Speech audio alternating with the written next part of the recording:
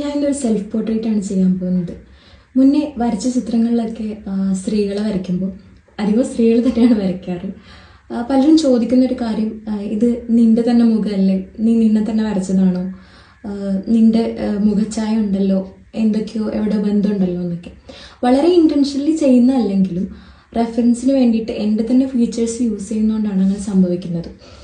അപ്പോൾ ഇന്നിപ്പോൾ ഞാൻ വിചാരിച്ചു ഒരു സെൽഫ് പോർട്രേറ്റ് ചെയ്യാം, ക്യാൻവാസിൽ ചെയ്യാം.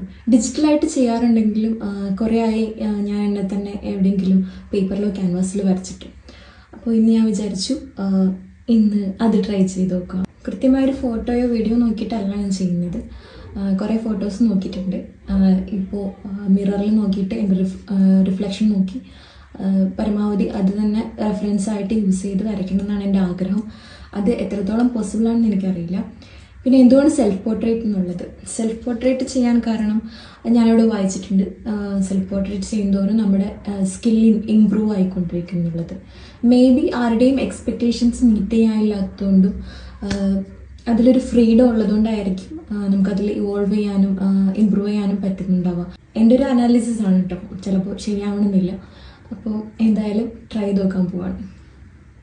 ഒരു ചാർക്കോൾ പീസ് വെച്ചിട്ട് ഞാൻ ആദ്യം സ്കെച്ച് ഇടാൻ പോകുന്നു.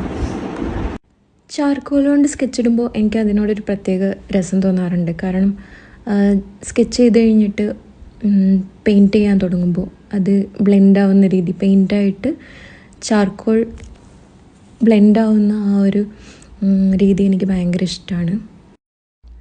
ഇടയ്ക്ക് കണ്ണാടിയിലും പിന്നെ ഇടയ്ക്ക് എൻ്റെ ഫോട്ടോസും നോക്കിയിട്ടാണ് വരയ്ക്കുന്നത്.